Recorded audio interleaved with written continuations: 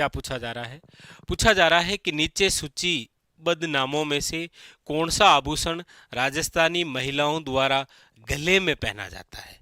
गले में पहना जाने वाला आभूषण जो है वो कौन सा है?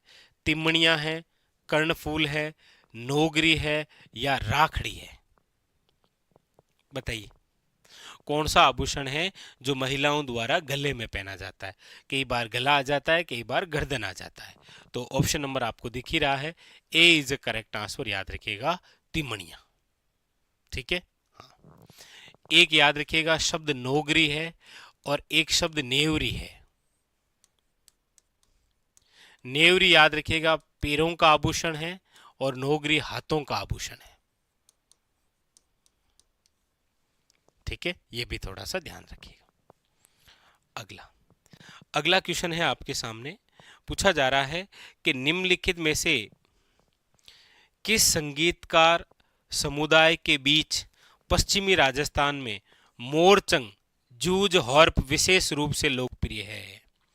एक वाद्य यंत्र का नाम दे रखा है और वो वाद्य यंत्र है मोरचंग।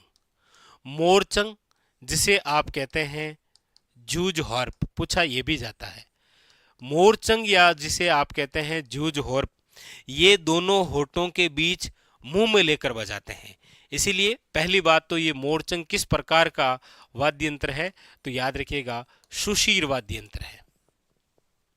और सुशीर वाद्य यंत्रों में सबसे छोटा वाद्य यंत्र यही है, मोरचंग या जिसे आप कहते हैं जूझ हार्प। याद रखिएगा। पूछा जा रहा है कौन सी समुदाय के बीच विशेष लोकप्रिय है? भोपा है, शहरिया है, नट है या लंगा है? तो यहां पर ऑप्शन नंबर हो जाएगा, याद रखिएगा, सी इज ए करेक्ट आंसर, लंगा। भोपों से रिलेटेड भी क्वेश्चन आता है। पूछा जाता है आपको कि फड़ का वाचन निम्न में से करते हैं? तो याद रखिएगा, फड़ का वाचन भोपे ही करते हैं। फड़ का वाचन कौन करते हैं? भोपे करते हैं। ठीक है, लीजिए आगे अगले क्वेश्चन की बात करते हैं। अगला क्वेश्चन है आपके सामने, वीर तेजाजी का मुख्य मंदिर राजस्थान में निम्नलिखित में से किस स्थान पर स्थित है? वीर तेजाजी, बताइए। देखिए, वीर जो तेजाजी महाराज हैं और वीर तेजाजी जो हैं, इससे संबंधित जो जो महत्वपूर्ण स्थल हैं उनके बारे में चर्चा कर देता हूं। देखिए, सबसे पहले तो वीर तेजाजी की जो जन्मस्थली है वो कौन सी है? तो आप कहेंगे सर, वीर तेजाजी की जो जन्मस्थली है वो है आपके, याद रखिएगा, खरनाल गांव। और आप सब जानते हैं कि खरनाल कहां पर है? याद रखिएगा, नागौर में।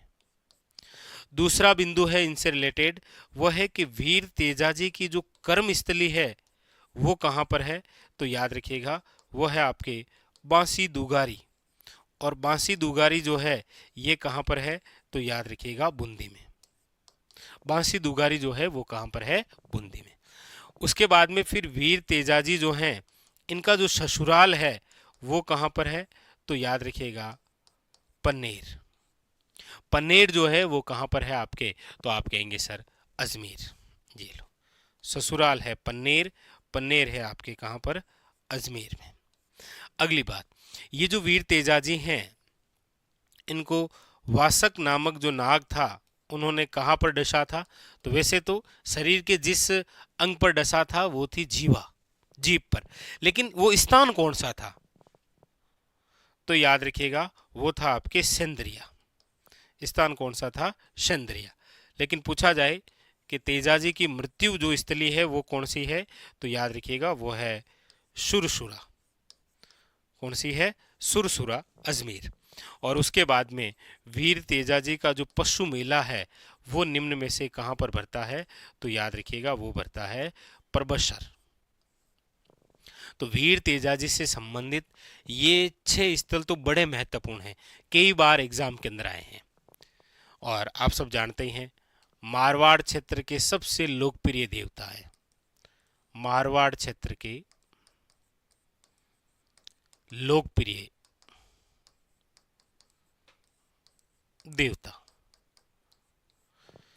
वीर तेजाजी, जिनकी घोड़ी का नाम आप सब जानते हैं, कमेंट करके बता दीजिएगा आप ही, ठीक है, मैं तो क्या ही बताऊं, आप बताना। और वीर तेजाजी जो हैं, याद रखिएगा ये किन के अवतार हैं, ये बहुत अच्छा क्वेश्चन है, याद रखिएगा भगवान शिव के अवतार हैं ये वीर तेजाजी।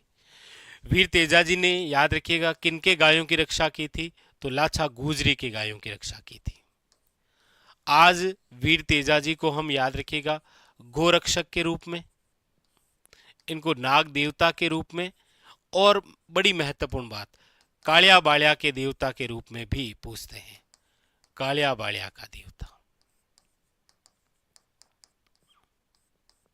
याद रखिएगा। तो इनके ये जन्म स्थली, क्रम स्थली, ससुराल, मृत्यु स्थली, पशु मेला और वासक नामक नाग द्वारा कौन से स्थान पर डसा गया था, ये और ये कुछ विशेष बातें जो इनसे रिलेटेड आती है। तो यहाँ पर पूछा गया था कि मुख्य मंदिर राजस्थान में किस स्थान पर है, तो वैसे तो खरनाड़ के अंदर है, लेकिन यहाँ ऑप्शन में नहीं है, तो परबतसर। एक बार पूछा गया था कि परबतसर वाला जो मंदिर है वो कौन से महाराजा ने बनाया था, तो याद रखिएगा मारवाड़ के महाराजा अभय सिंह ने तेजाजी का जो मंदिर है ना परबतसर में, वो बनाया था, याद रखना आप, ठीक है, वेरी वेरी इंपॉर्टेंट। लीजिए आगे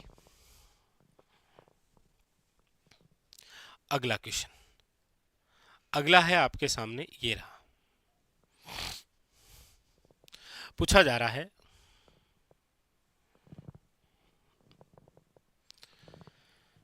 लीजिए कि राजस्थान के निम्नलिखित में से किस क्षेत्र में रणकपुर झमई बांध महोत्सव 2025 मनाया गया।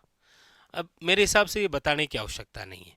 देखिए, जैसे पूछा गया था कि आभानेरी उत्सव जो है वो कौन से जिले में मनाया गया, तो आभानेरी आप सब जानते हैं कहाँ पर है, दौसा में। जैसे एग्जाम ने पूछा था एग्जामिनर द्वारा कि मत्स्य उत्सव निम्न में से कौन से जिले में था, तो अलवर के अंदर। यहाँ पर पूछ रहा है रणकपुर झमई बांध, आप सब जानते हैं कहाँ पर है ये, तो आप कहेंगे ऑप्शन नंबर डी, पाली के अंदर है ये, ठीक है। अगली बात, अब देखिए अगली बात है आपके सामने कि राजस्थान में जलोढ़ मिट्टी के बारे में निम्नलिखित में से कौन सा कथन जो है वो सही है। जलोढ़ मिट्टी के बारे में कौन सा कथन जो है वो सही दे रखा है, यहां पर ध्यान दीजिए, सही है ना, वो ही पूछा है। ये कम उपजाऊ है, आप कहेंगे नहीं सर, जलोढ़ मिट्टी तो राजस्थान में सर्वाधिक उपजाऊ मिट्टी है, लेकिन ये कह रहा है कम है, तो ये तो गलत दे रखा है यहाँ। ये मिट्टी गेहूं, कपास, सरसों और तंबाकू के लिए उपयुक्त नहीं है। क्यों नहीं है? पूर्वी मैदान में है और उपयुक्त है, ये गलत दे रखा है यहाँ। ये कैल्शियम, फास्फोरस, पोटास, लोहे तत्वों से भरपूर है, इसमें नाइट्रोजन की कमी होती है। आप कहेंगे बिल्कुल सर, बात सही है, N2 की तो कमी ही है, चाहे जलोढ़ हो और चाहे आपके कौन सी हो, काली हो। इसे रेगूर मिट्टी के नाम से जानते हैं, रेगूर मिट्टी के नाम से काली मिट्टी को जानते हैं। जलोढ़ मिट्टी को आप कछारी मिट्टी कहते हैं, इसे आप दोमट मिट्टी कहते हैं, इसे डेल्टाई मिट्टी कहते हैं, इसे आप बाढ़ वाली मिट्टी कह सकते हैं। तो ये भी क्या है, गलत। तो सही पूछा गया था, सही केवल एक ही है, ऑप्शन नंबर सी, ठीक है। अगला, अगला है आपके सामने कि राजस्थान की जलवायु को निम्नलिखित में से कौन सा कारक प्रभावित नहीं करता है, यानी राजस्थान की जो जलवायु है उसको प्रभावित करने वाला कारक नहीं है। देखिए, समुद्र से दूरी और समुद्री तल से ऊंचाई, ये दोनों ही प्रभावित करते हैं। अक्षांशीय स्थिति, याद रखिएगा, राजस्थान की जलवायु को प्रभावित करता है, देशांतरी स्थिति प्रभावित नहीं करता है। पवन की दिशा बिल्कुल राजस्थान की जलवायु को प्रभावित करता है, लेकिन राज्य में बोली जाने वाली बोलियां जलवायु को प्रभावित नहीं करती है। ऑप्शन नंबर यहां पर क्या है, याद रखिएगा, डी इज करेक्ट। अगला है, अगला क्वेश्चन आपके सामने पूछा जा रहा है, राजस्थान में 2024 में मानसून सीजन जून से लेकर सितंबर होता है के दौरान किस महीने में दीर्घावधि औसत वर्षा का सबसे कम प्रतिशत दर्ज किया जाता है। यानी कि मानसून वर्षा ऋतु आप जानते हैं जून, जुलाई, अगस्त और सितंबर माह में रहती है, लेकिन इनमें से कौन सा ऐसा महीना है जिसके अंदर औसत वर्षा जो होती है उससे भी कम प्रतिशत दर्ज की जाती है? तो आप कहेंगे सर वह है जून माह, क्योंकि 15 जून के आसपास हमारे राजस्थान में क्या है, मानसून का आगमन होता है। और सबसे पहले मानसून आप जानते ही हैं कौन सा आता है, अरब सागरीय मानसून। अगला है, निम्नलिखित में से कौन सा वन्य जीव अभयारण्य राजस्थान के 12 क्षेत्र में स्थित है? 12 वाला कौन सा है? देखिए, रामसागर वन्य जीव अभयारण्य है आपके धौलपुर में। कहां पर है? धौलपुर के अंदर। सरिस्का वन्य जीव अभयारण्य जो है वह आपके कहां पर है? अलवर के अंदर। वन विहार जो है यह भी आपके कहां पर है? धौलपुर के अंदर। और शेरगढ़ वन्य जीव अभयारण्य जो है वो आपके कहां पर है? याद रखिएगा 12 में। तो ऑप्शन नंबर क्या हो जाएगा? डी। अगला है, अगला आपके सामने कि मनसा माता संरक्षण रिजर्वे जो है, यानी कि मनसा माता जो कंजर्वेशन रिजर्व है राजस्थान के निम्नलिखित में से किस क्षेत्र में स्थित है? तो आप कहेंगे सर मनसा माता कंजर्वेशन जो रिजर्व है वो है आपके, याद रखिएगा, झुंझुनू में। अक्सर कंजर्वेशन रिजर्व से रिलेटेड जरूर आता है, जिसके अंदर देखो दो तो नागौर वाले भी आप याद रखें, काफी बार आए हैं। एक तो गोगेलाव और एक Rotu conservation reserve Rajasthan के कौन से? तो याद रखिएगा नागौर में। एक याद रखिएगा देश का प्रथम कुर्जा जो कंजर्वेशन रिजर्व है वो कहां पर है? तो याद रखिएगा खिंचन में। खिंचन आप सब जानते ही हैं, जून 2025 के अंदर रामसर साइड में शामिल किया गया। तो ये और इम्पोर्टेंट हो जाएगा आपके एग्जाम के लिए, आगामी एग्जाम में। और इसके साथ में मेनार गांव को भी शामिल किया गया था, याद रखिएगा, उदयपुर वाला। ठीक है, तो वो भी खास है। अगला है आपके सामने कि निम्नलिखित में से कौन सी झील अलवर राजस्थान में स्थित है? इनमें से कौन सी झील जो है वो अलवर के अंदर है? पहला ऑप्शन है सिल्लीसेठ झील। आप कहेंगे सर सिल्लीसेठ झील, जिसे हम राजस्थान का नंदन कानन कहते हैं, बहुत इंपॉर्टेंट। निम्न में से कौन सी झील को राजस्थान का नंदन कानन कहा गया है? सिल्लीसेठ झील, जो कि आपके कहां पर है? राजस्थान के अलवर जिले में। ठीक है, अगला है कि निम्नलिखित में से कौन सा राज्य माही नदी बेसिन का हिस्सा नहीं है? माही नदी बेसिन का हिस्सा नहीं है। आप सब जानते हैं कि माही नदी का उद्गम जो है वो कहां से होता है? तो आप कहेंगे सर एमपी राज्य से। उसके बाद में फिर प्रवेश कौन से राज्य में? फिर होता है आपके, याद रखिएगा, राजस्थान। उसके बाद में फिर ये कहां जाती है आगे प्रवाह क्षेत्र? तो याद रखिएगा वो है आपके गुजरात। यानी कि एमपी, राजस्थान और गुजरात के अंदर किसका? माही का। एमपी से निकलती है, फिर राजस्थान, फिर गुजरात। किसका हिस्सा नहीं है? तो आप कहेंगे सर उत्तर प्रदेश का। याद रखिएगा, माही नदी बेसिन का हिस्सा नहीं है, यूपी नहीं है। अगला, अगला क्वेश्चन है, देखिए बहुत अच्छा बेहतरीन सा क्वेश्चन आपके सामने कि भारत की जनगणना 2011 के अनुसार राजस्थान की जो कुल जनसंख्या है भारत की कुल जनसंख्या का कितने प्रतिशत है? लीजिए, राजस्थान की जो जनसंख्या है वो भारत की जनसंख्या का कितना प्रतिशत हिस्सा है? 5.66%। जैसे आपसे पूछा जाता है ना कि राजस्थान का जो क्षेत्रफल है भारत के कुल क्षेत्रफल का कितना है, तो याद रखिएगा वो आता है 10.41%। भाई राजस्थान का जो क्षेत्रफल है वो आपके सामने ये रहा, वर्ग किलोमीटर में है ना।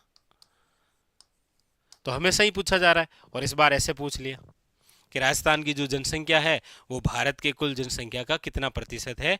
5.66%। ठीक है, अगला, अगला क्वेश्चन है आपके सामने, देखिए कि राजस्थान में राणा प्रताप सागर बांध किस नदी पर बना हुआ है? राणा प्रताप सागर बांध। आप कहेंगे सर राणा प्रताप सागर जो बांध है वो वैसे तो बना हुआ तो है कहां पर? रावत भाटा चित्तौड़गढ़, याद रखिएगा, रावत भाटा चित्तौड़गढ़ में, इंपॉर्टेंट। और कौन सी नदी पर है? तो आप कहेंगे सर यह है चंबल नदी पर। याद रखिएगा राजस्थान में भराव क्षमता के आधार पर, भराव क्षमता के आधार पर सबसे बड़ा बांध है ये। ठीक है, तो ये कौन सी नदी पर हो जाएगा? ऑप्शन नंबर हो जाएगा C is a correct answer, Chambal नदी पर। आगे आगे है आपके सामने, लीजिए। अगला क्वेश्चन है कि राजस्थान के निम्नलिखित जिलों में सागवान के वृक्षों का वन सर्वाधिक पाया जाता है। सागवान आप सब जानते हैं हमारे राजस्थान के अंदर पाई जाने वाली इमारती लकड़ी है ये सागवान। और सागवान के वन जो हैं वो राजस्थान के अंदर आपको मिलेंगे, खासकर दक्षिण और दक्षिण पूर्वी के अंदर भी। ठीक है, यहाँ पर जो ऑप्शन दे रखा है उसमें हो जाएगा ए इज ए करेक्ट आंसर। एक तो सागवान और एक आपको पूछा जाता है राजस्थान में सदाबहार वन कहाँ पर देखने को मिलते हैं, तो याद रखिएगा माउंट आबू क्षेत्र में, माउंट आबू में। ठीक है, तो यहाँ पर आपसे जो पूछा गया वो था सागवान के वन और इसका जो राइट आंसर है option number A is A correct answer. ठीक है, तो ये थे आज के हमारे सेशन के क्वेश्चन और सारे के सारे क्वेश्चन बहुत ही इंपॉर्टेंट, आगामी जो एग्ज़ाम होने वाले हैं उनके लिए बहुत ही खास रहेंगे।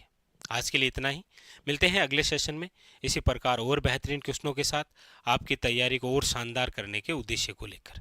तब तक के लिए मस्त रहिए, तैयारी में व्यस्त रहिए और लगातार पढ़ते रहिए। धन्यवाद।